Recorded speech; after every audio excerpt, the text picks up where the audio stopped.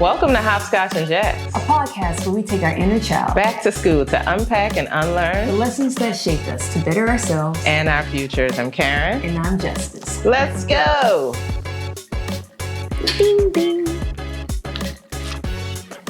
And now it's time for our morning announcements. Do you find yourself tired for no damn reason?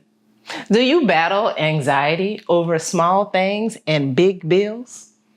Do you wonder if you feel like you are on the right path or maybe feel like you stumbled into a parallel universe because nothing is as it should be? Then you might be suffering from adulthood. Great, my friend. I mean, like once upon a time, we dreamt of growing up, having a great career, our own homes, which in this economy, good luck, and McDonald's money. Yay! But to the surprise of our inner child, also known as our innie, you know, a lot of us secretly wish we could just go back to simpler times, to bedtimes, curfews, and having someone else pay the bills. That one, like mama. That one. The term we use for this struggle is adulting, which is defined as the practice of engaging in typically adult behaviors, often with a perceived difficulty or reluctance. While it sounds fun, studies show that as many as 70% of adults admit that they struggle with or aren't happy about their adult responsibilities. I'm one of them. Me too. So we're gonna unpack why it's so freaking hard to adult from our own life experiences and get an honest report card from our inner child. Yeah. How are we doing and how do they think we're doing? So our goal is to empower you to identify and address the emotional wounds that make adulting difficulty, ultimately leading to self-compassion and the ability to reparent ourselves for a more secure and fulfilling life. So if you resonate with what we're exploring today, hit that share button, share this with someone who may benefit from this topic. You can listen together and share your feedback. And we would greatly appreciate your comments, likes, and the opportunity to learn with you. Yeah, and before we dive into class today, please note that we are not therapists. We are not psychologists. Think of us as student teachers. We are not your teachers. You know why? Because we're not teachers. We're not teachers. This is us learning and sharing this journey with you. So let's get to the core curriculum. Yeah, so in our core curriculum today, we're going to be talking about life skills and answering the big questions. Is there a right way to adult? How did we even get here? How did we get here? Where does our inner child think we should be? I mean, so judgmental. And is she, he, they, them happy? Probably not. I'm speaking for myself. Go ahead. I'm sorry. So we're going to dive into the emotional needs that were not met in our childhood that created patterns like poor boundaries, people-pleasing, and emotional outbursts. Let's start by unpacking what adulthood really looks like in these 5 key areas. Before we do that, we had a discussion offline about adult outbursts. Yeah. Okay. And I come from a family that we've had adult and child outbursts. And I also come from some relationships where you got the stomping and slamming of doors and the I hate you so much right now type attitude. What was your experience like? Because you were very strong in saying, we do this secretly. We do this in silence. Right. It's like, can you explain that? Because I think that's something I want to learn. Well, I don't know if it's necessarily healthy. I think and I don't do that in my adult life, but I am kind of like before quiet quitting was a thing, I think my family was kind of doing that. Not necessarily quiet, because it's like we're in the middle of a conversation and, you know, someone is tired of the conversation. Well, I'm done with this and I'm out, you know, like. So mean. Is it me? Well, when you just say I'm done with this and I'm out, when somebody's in mid-thought or trying to express something, it's kind of like dismissive, no? Yeah, absolutely. Absolutely. I guess I reacted that way because it's more like, it's better than, getting loud and getting in people's faces and all of that kind of stuff. But I guess that just depends on what you're used to and how you're going to react with that type of thing. Yeah. When we talked about the freeze response in another episode, I can't remember which one it was, but, that's kind of why I have that response a lot of the times. It's just like, I gotta be still. It's more cautious. Now I can know how to react. If I am mid-movement, then I might get stuck, Gotcha. But yeah, I just didn't grow up with emotional outbursts like that. We did have it. People got angry, people got loud, but in general, it was just more like, nope, we're not doing that. Yeah. Like, quiet quitting. So quiet quit this conversation. I'm out. It's not good. You don't, okay. It's not good. So you don't, it's like, for me, I can hold so many emotions inside at times. And then at one point, there's a breaking point. Yeah. And if the argument is about why the sky is blue, everything's gonna come out when I've hit that point. It's like the sky is blue because of A, B, and C, but we can have these colors, but then everything else will just escalate it to make it like 2 years ago, 40 months ago, it just impounds. You got a whole list going on. Yeah, it's like all of this comes to this moment right here, and it's not fair. It's like I should have just expressed myself then instead of trying to hold my tongue and bottle it up. A lot of people have that. I have that too. Yeah, it's like you just shook that Coke can, you know what I'm saying? And yep. You're going to get it. Explosion that got that volcano in you. Yeah. So. Yeah, I'm with you. So getting back to the 5 key points. The 5 key points. I just wanted to touch on that because, I think that's important because, adulting is how do you reserve yourself from those outbursts, especially in work or something like that. So. Yeah, how do you handle your emotions, essentially, Yeah. So one of our first key points would be bills and financials. So what is that mindset? What's our relationship with money? Is it deeply connected to our experience while growing up? Yes. Yeah? Very much so. Tell me about it, friend. Let's assume most people have an unhealthy relationship with money. And I'm not saying that. I don't know the statistics of that. What's an unhealthy relationship with money? For example. Yeah. I think that there are people who spend money because they have it. Like it burns in their pocket. Like I have to do it because it's a way to self-soothe. It's a way to, it's like kind of like a revenge thing. Like, it's like, I'm going to do this because I have it and I worked hard for it and I'm not going to worry about safety and security. I'm just going to, spend because, it's available to me. And it's not even necessarily money that you have. It's sometimes money that you're borrowing and you're being reckless with it, And then the flip side of that is when you have a scarcity mindset and it's all about, I have to hoard this money. I can't spend this money because I'm all worried about being back there in poverty the way I grew up. Like there's a lot of different ways. Like you could grow up in poverty and do it the first way, and you could grow up in poverty and live your life the second way. That's unhealthy. Or you can grow up having money and never being taught how to spend it. Yeah, manage it and spend it responsibly. Like those are unhealthy mindsets. And I think a lot of people have that. It's 1, 2, 3, What was your experience like? My experience was more growing up and it wasn't necessarily poverty, but because I felt like my mom was on the come up as I was growing older. Essentially, I grew up with in a place where the lights never went off. I always had food, but it was never like the best food. We didn't like go on a lot of vacations. I remember 4 vacations in all of my childhood, So, and I witnessed people not having money and having to borrow money.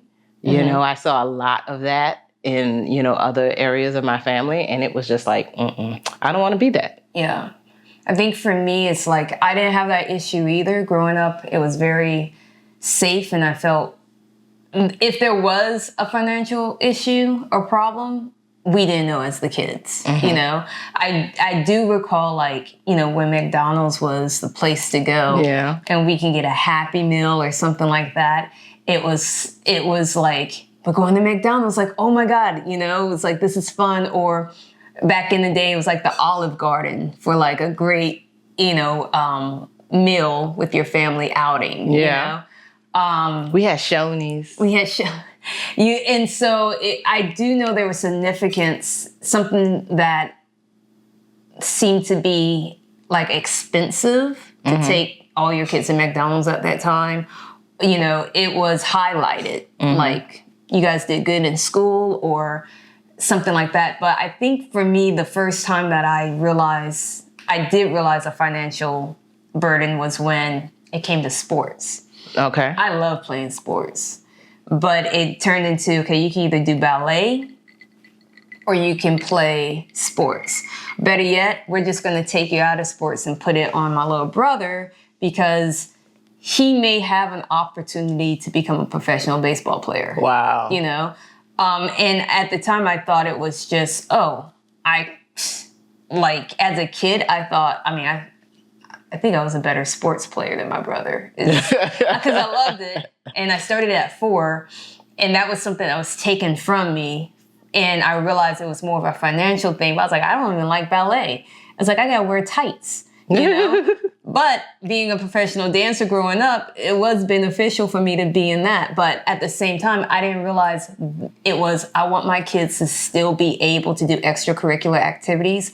How do I balance the budget? And I wish at a young age, I was being taught how to balance the budget, because when I started to adult, that whole borrowing money, the credit card situation caught up to me and ran away with me. And then it was my family that helped me, like my sisters specifically, that helped me get that back grounded. Right. You know? And so now it's like, I am a little tight with the money, but I'm also a little free willy with it as well. And so I always have to remind myself, all right, you can have this, but you can't have that. If you want that, you need to sell this so that you can have that. Like, you replace things. You have to have a balance. Yeah. So it's interesting. I would like to find somebody that can just handle the finances and just give me a car and let me go. I am with that. I am real tight, but I'm trying to get better at it because I want to treat myself. And, you know, when I have that partner and I'm committed and I am, you know, I have the family and I have to worry about more than just myself, I have to be a little bit looser with it, but also tighter in other ways because I have other people to think about. Yeah. So it's really, really hard. Yeah. You know, one way that I did start to think about that is, you know, with my mom,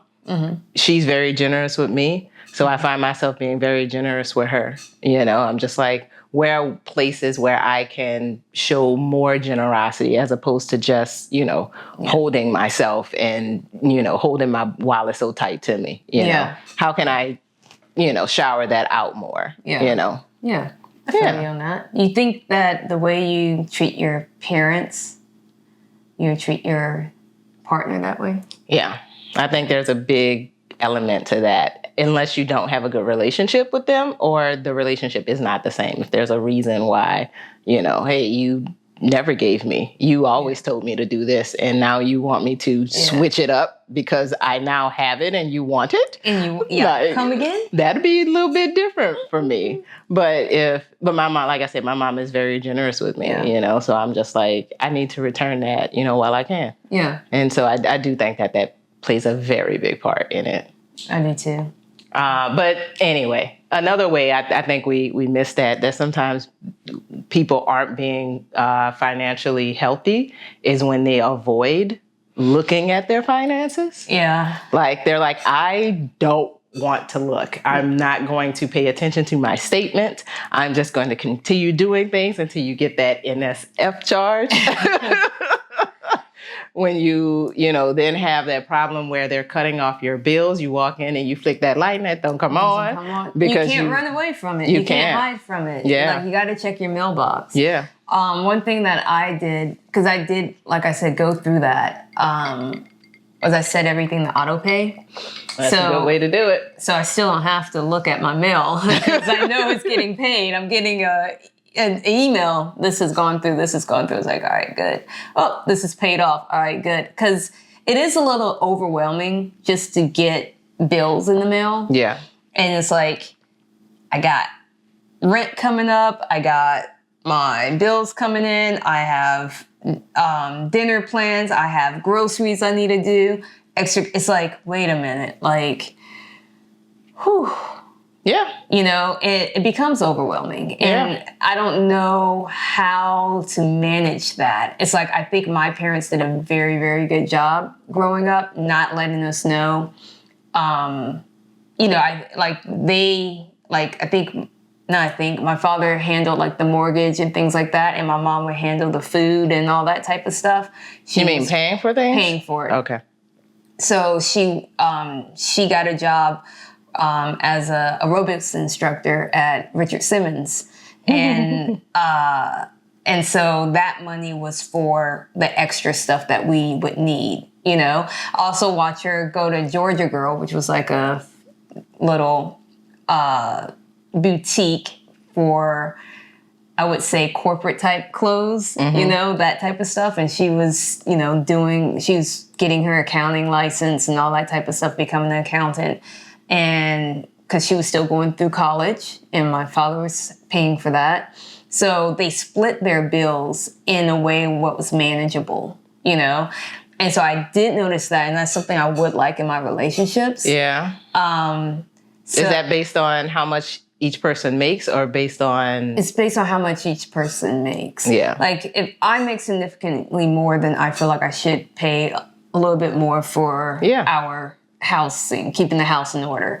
If we both make the same, make it 50-50. Yeah. You know, but if I make significantly more as in you really don't need to work, you know, it's like if you want to work, go ahead, but I got you. You know? Really? I would do that, yeah. I have such conflicting thoughts about this, and maybe this is another episode, but very quickly. Yeah. My thought on that is more, if I can see if it's millions. That's what I mean. Okay. Because otherwise I'm like, if I'm making $200,000 and I can afford to pay for everything and you don't have to work, then I'm still like, but you're not doing anything, because more than likely we have someone cleaning and you're not cleaning. Yeah, it would be millions. It would be millions. I would say I probably would still want them to do something. Yeah, because I'm like legit, like I am working hard and you ain't doing shit. But this is the thing though. I wouldn't want, and this is the problem with people who do make that amount of money and they pay for everything. They hold it over their partner and it becomes a controlling situation. Yeah. And even people that don't have that much money and they're like, well, I'm buying this, they turn it into a controlling situation. And that's not what it should be about. And my inner child, I've seen that. Yeah. And so it's like, ooh, I don't want you to control me. And so I got my own. I can be independent, you know? Yeah. So that's one of the downfalls. And another downfall? Yeah. How are you going to buy me gifts with my money? I'm sorry. Yeah, you know this person too. They got their partner this nice car. With their money? With their money for their birthday. I was just like, what the fuck? But this is the thing. They have better credit. So they use their credit to get that car. Okay. And surprise them. That's nice of them. I mean, I would rather just have a small little dinner or something planned like that. You know? I mean, yes, I absolutely agree with that. But my thing about it is I'm legit just like, I don't know how that works.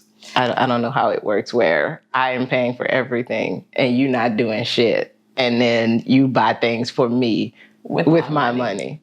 I don't know how there's thought, right? What is reciprocity in that relationship? It doesn't look like there's reciprocity. But anyway. How can we fix these things, Justice? I mean, take a drink first. Hold up. Okay. You got to tell me twice the first. I mean, one of the ways we can start fixing these things is reparenting our financial mindset. Yes. You know, what our expectations are and create a sustainable habit. There's a quote out there that by, I think, Morgan Housel is her name. And I think it runs along with the older I get, the more I realize how much of a psychological component there is to money. Yeah. People don't really share that with you, you know.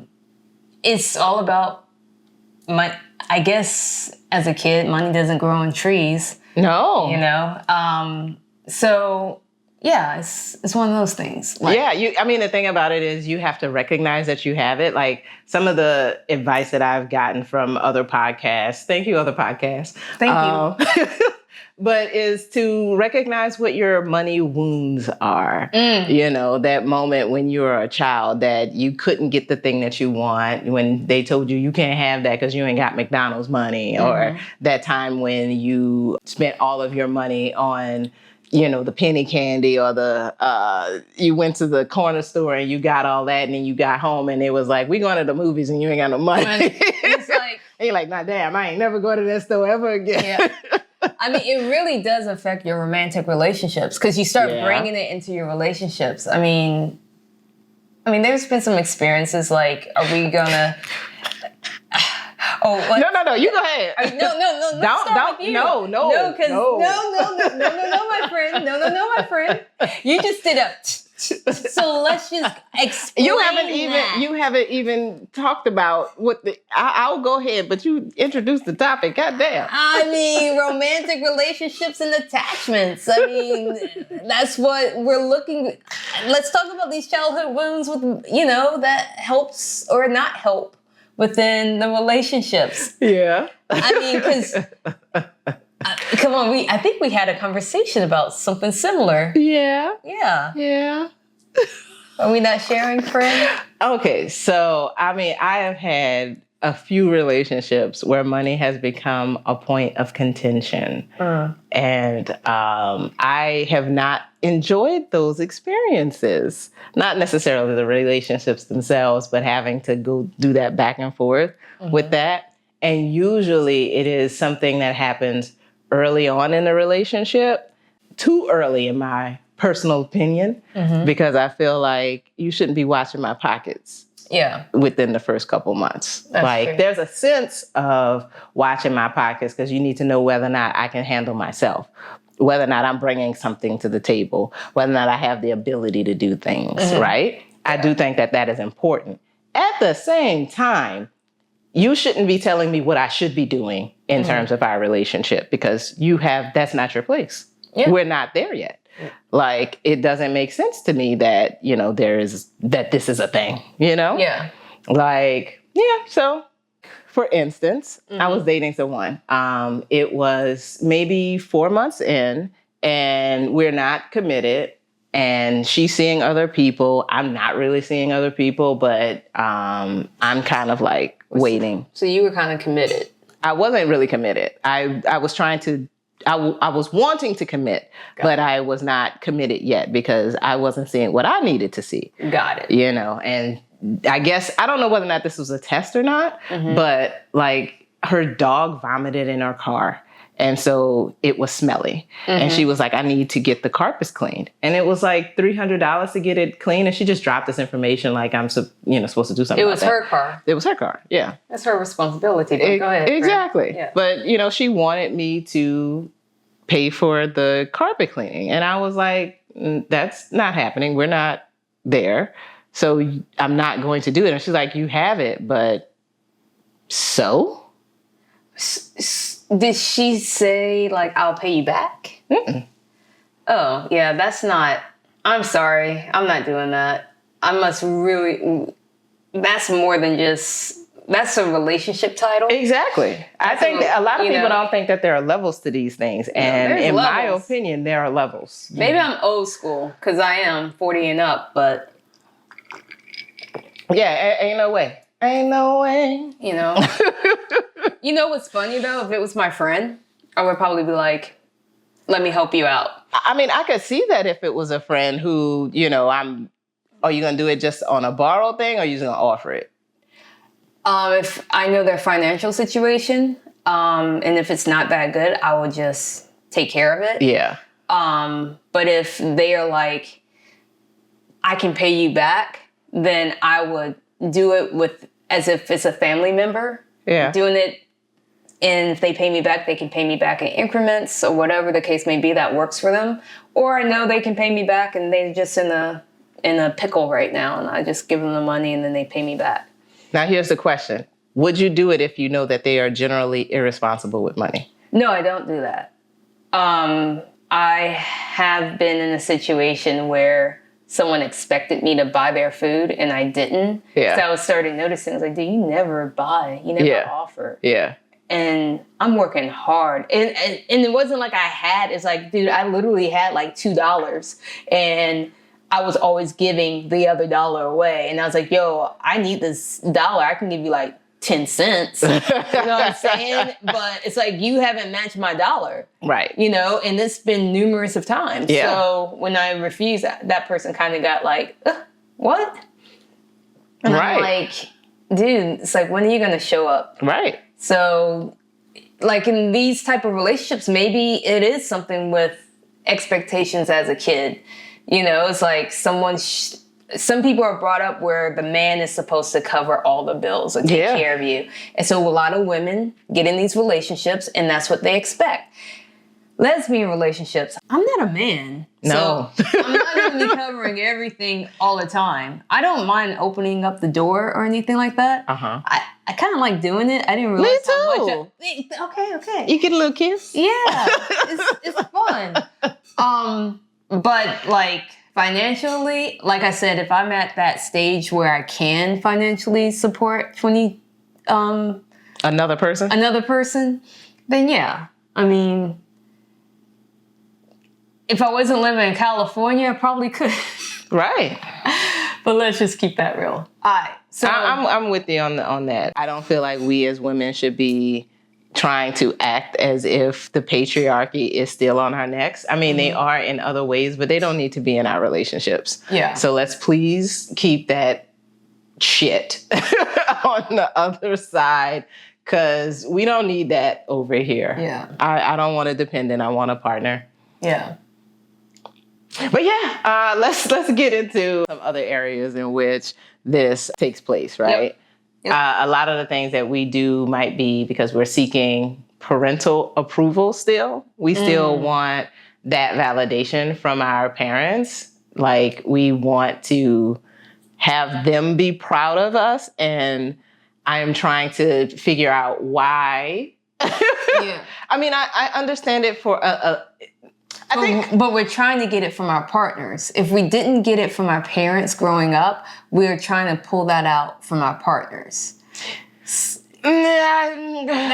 what happens when you don't grow up with validation and you're seeking validation all the time. It could be at work, it could be anywhere, but you put a lot on your partners to try to get that because you didn't get it from your parents. Yeah. I can see that. I don't think that that's something that I face in general, mostly because I feel like there is a bit of that where I feel like doing is who I am. What I do is what I am, as opposed to me just being worthy without that. Yeah. You know, I think I struggle with that in general.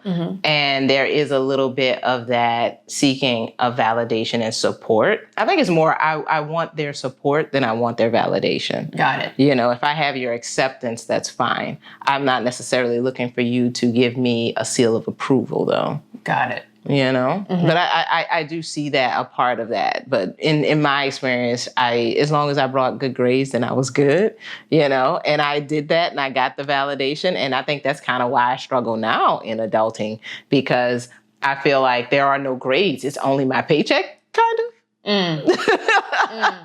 Is it just my paycheck that is my report card now? I don't know. I don't think the paycheck is your report card, friend. No? Because a paycheck is just showing that you know how to do a job. Right. And you know how to stay consistent and you agree to whatever ends up on that paycheck.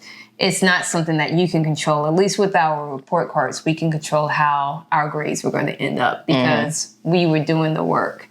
And it was a result of our work that gave us those A, B, C's, and D's. And if you had an asshole for a teacher, your parents would step in and try to help you out with that if you had a good parent. When it comes to work, you can do whatever, and it's like, this is your salary or this is your hourly rate and everything. It doesn't really prove anything, you know? I mean, I think that's a very healthy way to look at that, but a lot of people don't see it that way. Yeah. Like their failure in bringing home the bacon, that's why a lot of people struggle in relationships financially.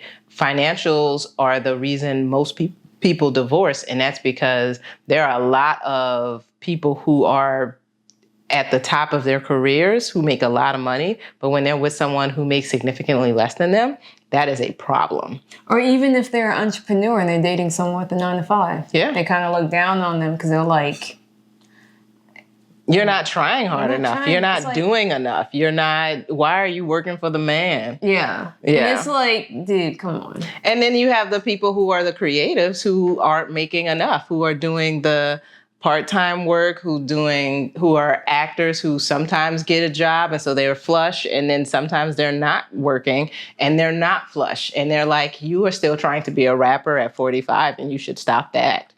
You know, there's a lot of that's still happening. So that's why I say the paycheck is is a part where you are definitely looking for that validation. Yeah, and I think that's interesting because that kind of brings us back around to some attachment styles, right? Yeah. The anxious, the avoidant, and disorganized.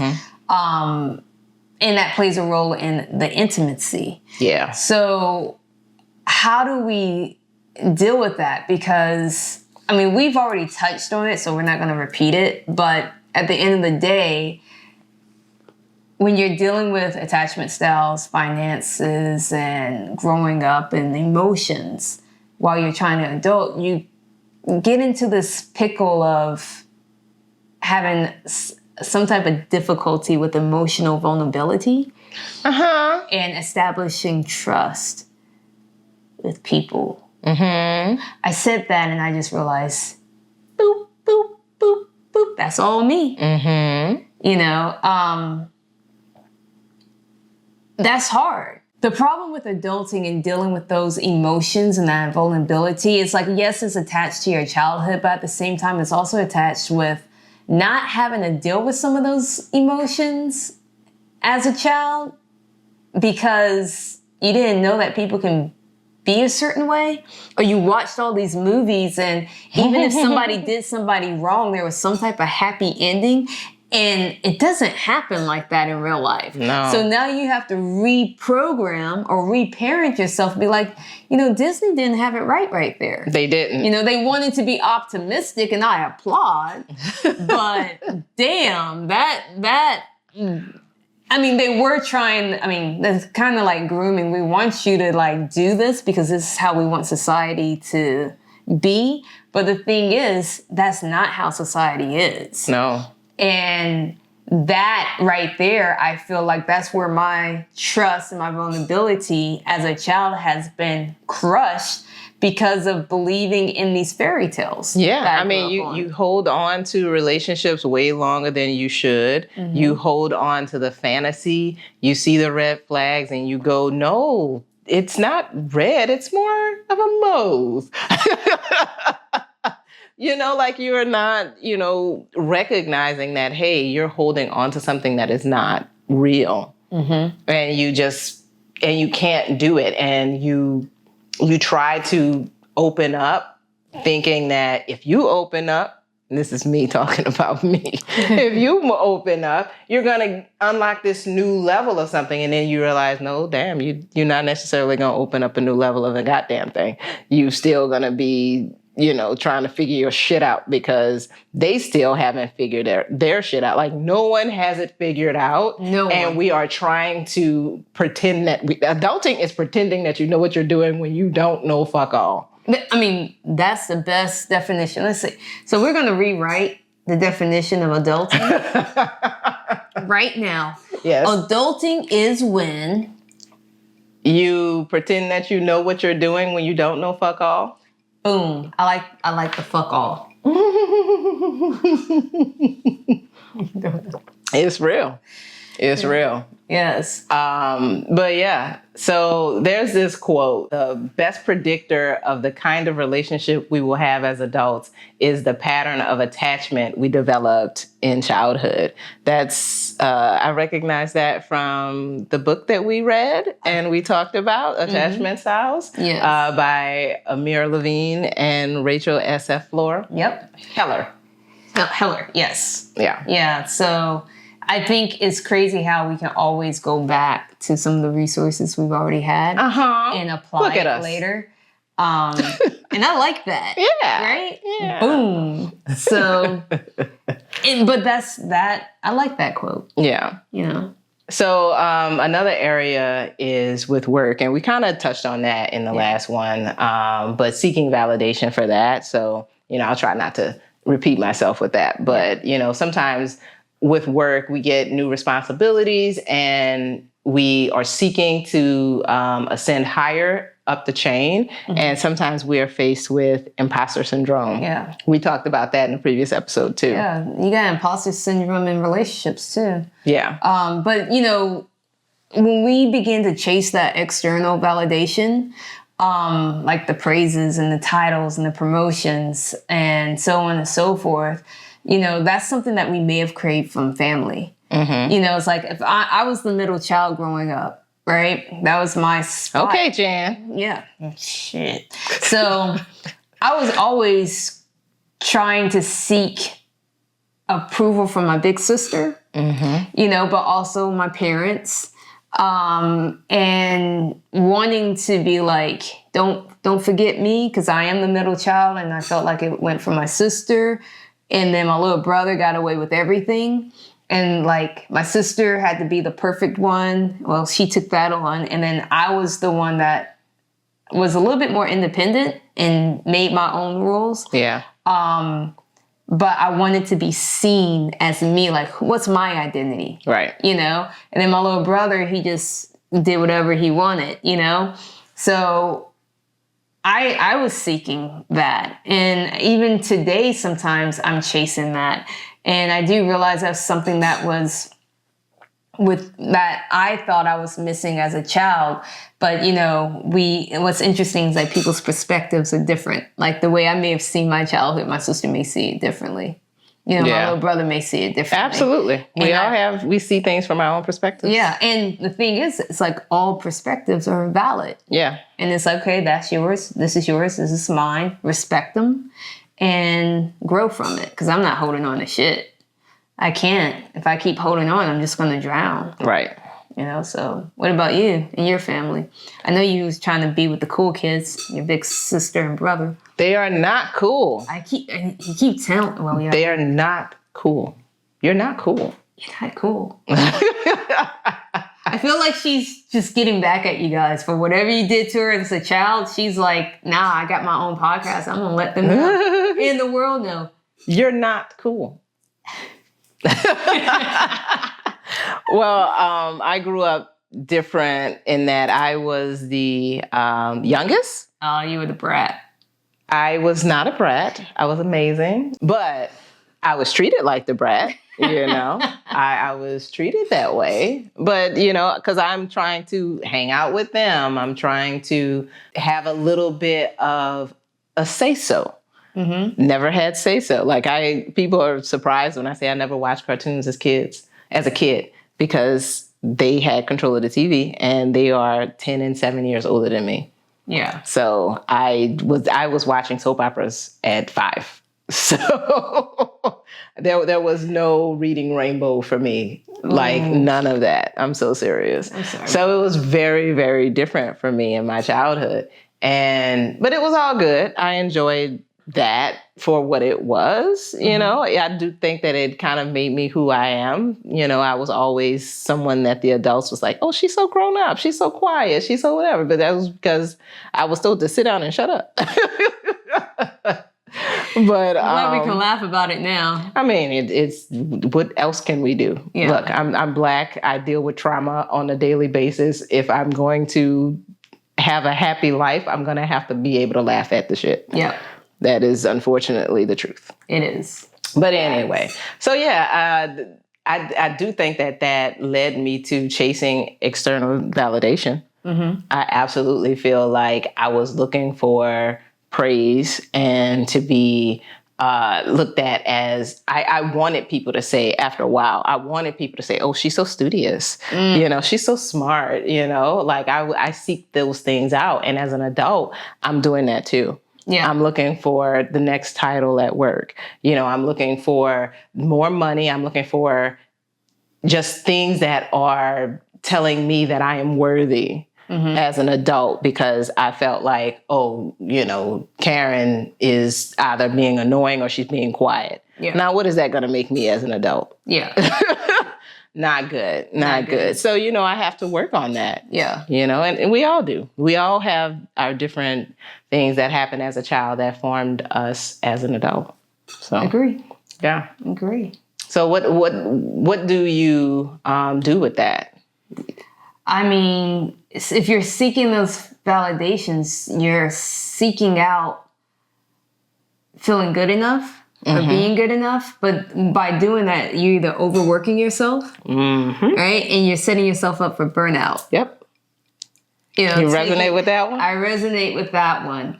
It's like you want to prove you can do all of this so you can get that title or that promotion that may or may never come. So for me, my mental game is, I know I'm capable of doing all this, so I'm going to show I can do all this because it's going to prep me for that opportunity that's going to come. It may come with this career, it may come with another career, it may come with this job or another job, but I'm ready. And at the end of the day, I'm bringing it into my personal life and able to grow within my personal, like doing this podcast. I'm doing so much more than what I do at work. You know what I'm saying?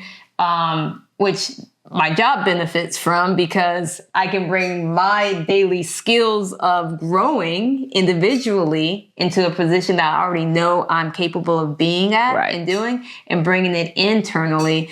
And they are like, oh, I didn't know you were capable of this. Like, I've been telling you this whole time, but I don't need my job to define what I'm capable of. Exactly. That's the key thing. Never depend on your job to determine your path in life. You determine that. Every job is a stepping stone to something else. Unless you see yourself at that job 20, 30 years from now, that job's still going to be here after you are long and gone. Yep. So make sure what stepping stones you're creating is for a path that you want to create for yourself, not being determined by a system.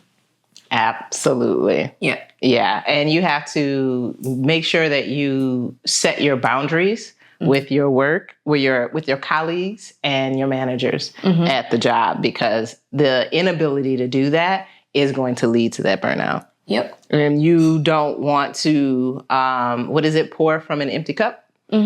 So make sure that you are honoring your self-care, your needs, and your ultimate goals. If your goal is just to pay your bills, then why are they getting your time on the weekends? Or after hours. Yeah. Just make sure that you're honoring you and what you need, and finding that job that is going to be that 9 to 5 that you want, or be that big paycheck that you want, but knowing that you're doing it for you and you're not doing it for status or to please your parents or your managers. Exactly. Yeah. I am. So make sure that you're essentially finding your purpose, your fulfillment, and you're doing the things for yourself. Amen. Because look, we can't be brave in the world without recognizing the ways we minimize our contributions. Yeah. That's by Amy Cuddy from Presence. But at the end of the day, breaking the cycle. Yes. And this is a pivotal moment in adulting, because when I'm talking about reparenting your inner child, it's about the patterns that you witnessed growing up as a child. And so if you decide to have a family and there are negative patterns that you have grown to make it just a part of your DNA, learn how to, and you don't feel like it's good, figure out ways to break that. Some of it, you're going to be realizing that it's actually in you, and you didn't even know it was in you until you start acting like your parents. Yeah. They got those commercials where you start behaving like your parents. I don't know the name of the product line or anything, but it's weird. It's like you start behaving like your parents, and sometimes it's not a good thing. No. So you have to break those. Even with your relationships, if you grew up where your family stayed in that relationship under the house a little too long, say, not for me. Yep. I don't want my child witnessing this. Yep. So that's one way. What's another way? Another way is to not have kids. Another way is to decide that, hey, I am good to not repeat these patterns, either because you recognize that, what you experienced as a child is not what you want to give to a child, or making sure that you are making the right choice for you, because you recognize that parenting is probably the hardest thing you could possibly do. And I think a lot of people our age, our parents, didn't know what the fuck they were doing. Because they were children raising. I'm sorry, if you're in your 20s having kids, you're still a child. It's just, I don't care. You know how I know this? Because I was 20. I was 21. I was 22. I was 23. I was 24, 5, 6, 7, 8, 29. I lived the 20s. Yeah. I could say that, yo. I lived my 20s, and I know I was still a child. Yeah. And there was still a lot of growth that I had. It wasn't until I got older in life and experienced some things where I'm like, oh, the way I thought then, there's some things I wouldn't have done or said or reacted, because I was still learning how to manage my emotions. I mean, I still had little angry fireball in me that was like willing to have an outburst. Why aren't you listening to me? Do as I say. I'm the manager. But then I realized, was it necessary? No, because, I also felt like it's because I was a female, I looked young, and I was also Black, that I got disrespected in my positions when I was in my 20s. But yeah, I could have handled them. Can't forget those. I could have handled them in a more adultish way. Yeah. You know what I'm saying? But I didn't learn those abilities until I went through it and grew and got some therapy and all that type of stuff. So there are steps to this. Yeah. And part of that is going to therapy. Like being a child and being like, oh, only cuckoo for Cocoa Puffs go to see a therapist. Are you crazy? Yeah. But no. I think some of the people who are in therapy are people that aren't crazy, and they're trying to understand their emotions and trying to understand who they are and trying to understand how to navigate through this thing called life. And that has nothing to do with being cuckoo for Cocoa Puffs. I mean, the problem with it is a lot of the media gave us the impression that is what was happening in therapy. People who could not handle their emotions, people who could not deal with life, the weak people, some people who have problems with psychosis and all of this kind of stuff. No, you probably should go to therapy because you don't know how to emotionally regulate yourself. That's a whole problem. Essentially, like, I think a lot of us go into parenthood with the decision to fix their childhood. Like, I've always wanted to be a parent for that purpose, to fix my childhood, to do the things that I did not get to do as a child for my child. Like, I always wanted family game night. I always wanted to teach my kids how to skate. I always wanted to do various things, but I'm 40 something and and I still don't have kids, So it's a thing. Like, I'm now going, is it too late? Do I even want to do it? Do I want to deal with the struggles of parenthood? And it's just like, it's okay to make the decision for yourself and not let society make that decision for you. And that is a very big part of adulting. If you want to break the cycle, figure out why you want to do it. Figure out if that's something that is even attainable. Can you fix your childhood when you are not raising a child in the 80s? in the 90s. And we live in a society that we don't know what's going to happen tomorrow. Mm-hmm. Like, I cannot imagine being a parent. Well, I can't imagine, but imagining being a parent right now when mass shootings are something that happens so frequently that they don't even report on it anymore. Crazy pants. It's pants gone crazy. Pants gone crazy. This is the thing. Raising a kid in the 80s is different from raising a kid in the 70s, 60s. It's every decade is different. And it's never going to get easier. No. And that's something that we need to accept because everyone says, oh, it gets easier with time. Shit don't get easier with time. You are able to possibly manage your emotions or you've experienced so much that you've learned different ways to cope with it or to deal with it or address it. But it still doesn't get easier. It's still stressful, you know, and it still makes you want to be like, can I go back being a kid again? Yeah. You know, I just want my lollipop. Lollipop, lollipop, lollipop. Anywho, I don't know. That's how I'm feeling right now. I just want my lollipop, you know? You got a song to go with it, too. I got a song. It's like, I just want to, listen, going to step 5, I just want to check in with my inner child. Yes. Okay. And do some self-regulation. That's all I'm saying. Uh-huh. You know, there's unspoken needs that dictates my adult decisions at this time and reactions. And so I'm really trying to figure that out and understand it, you know, from road rage to yelling. That emotional flooding just be coming in sometimes. And there's a part of my inner child that I need to reconnect with and be like, you don't have to yell. Yeah. I know you want to, but I really feel like that's the first emotion we learned how to do when we come out of our mother's screaming, room. Holy hell. Holy hell, put me back in. I am still connected to the spiritual world. This ain't it.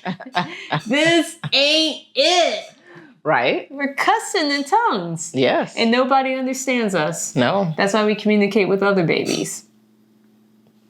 But that was a movie they did that, right? Yeah. That was a movie from the 80s or the 90s. Yep.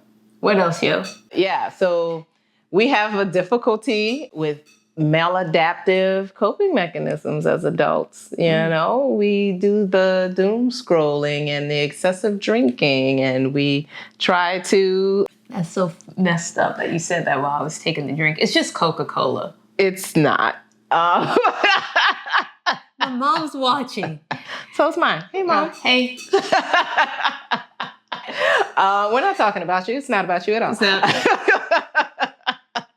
Nope. But yeah, we tend to do things that, you know, suppress those bad feelings. Yeah. You know, we don't want to deal with the anger. We don't want to deal with the disappointment or the struggle with our jobs and the relationships and the fact that we don't even know why we're crying. You know? That's crazy. You know, why are you crying? Oh, no. I have no fucking clue. Like, I don't know. Gaga. It's more like, give me another drink. So, I mean, it's a problem. Drinking my sorrows away. Yes. And if you can connect with your inner child without doing that, that would be ideal. Yes, absolutely. Find more adaptive, not maladaptive coping mechanisms, like puzzles. You know, learn how to practice some self-compassion, you know, instead of that hard self-esteem criticism type thing. I mean, tell your inner critic to shut the fuck up. Yeah. Why did you just mute yourself? I realized that I was cursing a lot this episode when I said my mama was watching. Oh. And you just reminded that inner child just took control. It was like, what? Stop it. Behave. Don't do it. Don't do it. Look, you gotta... I don't curse mama. That was justice. That was... Wow. You know, I'm just gonna let that go. Look, when you reprogram that inner voice, the most beautiful thing about the soul is this. it can heal itself. John Bradshaw said that in Homecoming, Reclaiming, and Championing Your Inner Child. So everything that we've already mentioned prior to how you can work with your inner child and everything, it's the only way to heal from it. Yeah. You know, and I truly believe in that. So I guess the question is, how do we get out of the adulthood struggle? Well, there's only one way out. What's that? Depends on how you want to go, but you gotta go. Okay. It's dark as hell. I'm sorry. Before we get to that one way out, the things that we need to do to better our futures, you know, we need to take care of our bodies. Take care of ourselves. Yeah, it means, you know, paying attention to what we're eating and the nutrition that we're taking in, making sure we're moving our bodies and getting enough sleep. And we talk about that doing self-care Yeah. all the time. It's like that is numero uno. If your body's not together, your spirit's not together. Right. So, and if you're sleepwalking, then you're probably sleep talking, and whatever that means. But anyway, you have to take care of the body. And Yes, we have to take care of our bodies. let's just edit that out. No, let's not. Let's leave that in there. I was going somewhere, and then mid-thought, it escaped me. Indeed. Yeah, maybe it's because I should have got some more sleep. Yeah. You know, I mean, see the what I'm thing saying? about it is we don't generally take care of ourselves, especially if we're not feeling up to it. If we feel as if we are, if there's any kind of depression that we're dealing with, any kind of, not necessarily even depression, just a regular old sadness, a lot of the times the first thing that goes is taking care of ourselves. Yep. Suddenly, instead of eating broccoli, you know, if we're doing that, we are now instead eating Cheetos and Doritos. And, you know, I have I a don't like pantry. broccoli, so I have a pantry full of snacks, and my freezer and refrigerator is quite devoid of nutritious fruits and vegetables. But I'm working on it. I hope to get better at it. yeah, You know? you can do it. But yeah, what else can we do? We can also reparent ourselves. We've been saying this the entire episode. Reparent, Every episode. reparent. Okay? Yes. Identify those unmet needs and provide for them now. It's a lot happening. Yeah, I don't know how many episodes we have to say. Everyone. Every episode we're gonna say this until it gets into your thick heads, okay? And I am talking to like you, a coach. Karen, and I'm talking to you, Justice. Okay. So when you Don't talk to watch me this, that way. I'm gonna talk to you how I want to talk to you, okay?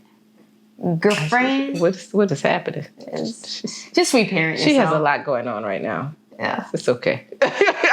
And make sure that you love yourself. Practice radical acceptance and give yourself grace. Amen. Because it is very important that you are not more tough on yourself than other people are. And a lot of people are just like that. All you Capricorns out there. Stop being so hard on yourself. Yeah. All right. So Why don't you give the people the homework? all right, since that concludes today's curriculum, people, for today's homework, this is what we want you to do. Take in everything that we said and check in with your inner child today. And we've been saying this for the past few episodes because we realized that it has helped with us personally. And that's journaling about anything and everything. But for this particular episode, journal about 3 new small ways you can better support your inner child. That's going to really help you adult a little bit more. Yes. You know what time it is? It's time for after school. We take a dip in the pool, which is really on the wall. Wiggle, wiggle, wiggle. I got a color TV so I can see the women play basketball. Swish. They're editing and stuff like that with the songs and on beat. I am so impressed with you these days. Damn. Mom, look away. Close your eyes. Close your left eye. Okay. What you working on, my friend? Money management. Yeah? Yeah, working on this episode and everything and talking about finances. I mean, that's high on my list. And I do have some goals I'm trying to get to and trying to escape from some bad habits. Yeah. So that's what I'm working on. What about you, friend?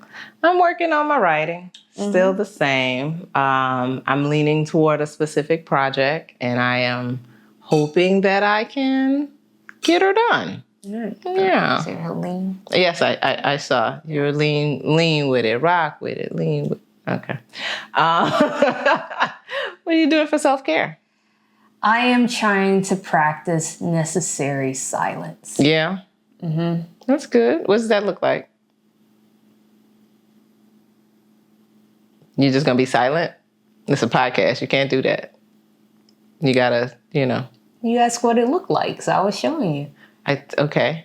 I think words would be better because it's a podcast. Oh, so people are to people, yeah. For those who did not watch this, she was just silent. I was just silent. She was just silent. That's it. I mean, sometimes in order to hear what's going on and understand a situation, you got to allow yourself to be quiet. Yeah. Give yourself the time to just sit there, take everything in, input it how you need it so that you can output it the way it needs to be outputted. Yeah. Because sometimes we are taking so much data in so fast that we're not even paying attention, and we're just so quick to output a solve or output a comeback or be sassy with it or give information that's just like, seriously? Right. You didn't listen to a damn thing that I said. Mm-hmm. And so when you can sit in silence, you're able to just be as well. It's one thing like at work, sit in silence, but like if you're sitting at silence at home and just listening to your surrounding sounds, allow yourself to just be. Turn that brain off. I don't know how that works, but you gonna figure it out. I'm gonna figure it out. Yeah. I'm gonna try to do my kumbaya shit and figure it out. Kumbaya. Is it kumbaya? Yeah. Yes. My lord. My lord, what are you doing for self-care? Cleaning. I'm cleaning. You cleaning out your closet. Yes. I need to clean up my closet. I need to clean up. I have a table that I'm moving my puzzles. I'm going to keep doing my puzzles, but they cannot continue to occupy my dining table. So I'm just trying to clean up some stuff so that I can have room for more stuff, probably, which is probably not a good thing because I need to just purge, but I also need it for functional things. So trying to work on the cleaning. All right. Yeah. All right, and all right, what they say, you have a clean space, you can have a clean brain or whatever. Something like that. Mm-hmm. Yeah. Yeah. All right, I follow you. Someone will put it in the comment. Put it in the comments. Yeah, tell us what we missed. No, tell us what I meant. What's the quote? What about your time capsule? We're going to pull out the time capsule. I'm pulling out Miss Jackson If She's Nasty control cassette. And the reason why I'm pulling this out by Janet Jackson is because this was her breakthrough in adulting in the music industry. Yeah. She was discovering her own voice. She was trying to articulate who she was as a Jackson and leaving the nest and going up to Flight Time Studios and working with complete strangers outside of her previous inner circle, in order to figure out who she was. Yeah. And set a standard for who is Janet Jackson. So I think that was a cassette that I listened to, especially Control. Control! This is a story about control. Control of what I say, control of what I do. And today, I'm going to do it my way. I hope you enjoy this as much as I do. Are you ready? I am, because it's all about control. Control! I got lots of it. Control! So that's what. Yeah, I remember that. And I'm like, because it sits with me. Because I do have lots of it. You have lots of it too. So remember that. Yeah. Snap, crackle, pop. Good deal. What about you, my friend? What are you pulling out that time capsule? I'm going to pull out some skates from my time capsule. Oh, really? I went skating this weekend, and I have not been in forever. We used to go back in the day, like before COVID. Did we? I think we went. Yeah, I don't know if that was a thing we did. I mean, we went more than once. Okay. Copy. Was I invited to this? Yes, Shelby, you and me. I remember one time, but okay. Well, you're also 40-something, so... Hilarious. Maybe. See, that's why you got to get on that self-care. Yes, You know do your puzzles. Do your puzzles. Do your word games. But yeah, back in the day, I used to go skating all of the time. There was a skating rink that was less than a half mile away. And we would skate there and then skate back at like 10 o'clock at night. It was crazy. Nice. That was early 90s. Very dangerous. She was living on the edge, guys. Yeah, but you know, I used to love that, and I want to bring that back. I want to skate more. Although my knee is definitely like, bitch, stop skating. What are you doing? You're 40 something. Yeah, that's why you got to get the movement in. Yeah. You're doing it. Don't worry. You keep going, it's gonna not be there anymore. I don't know if that's true, but okay. Keep hope alive. Keep hope alive, indeed. But let's give the folks some extra credit. All right, you do it. Okay. I want you guys to follow us at Hopscotch-N-Jacks Pod on Instagram. Write to us at hopscotchnjackspod@gmail.com and subscribe wherever you might get your podcasts. And if you want to get that extra Credit. get to know us at Karen Got This with a C and a Y. And you can reach me at Art of Justice. That's with the IS, not an ICE. Share, like, follow, and comment below. Thank you for tuning in, and catch us next time. Peace.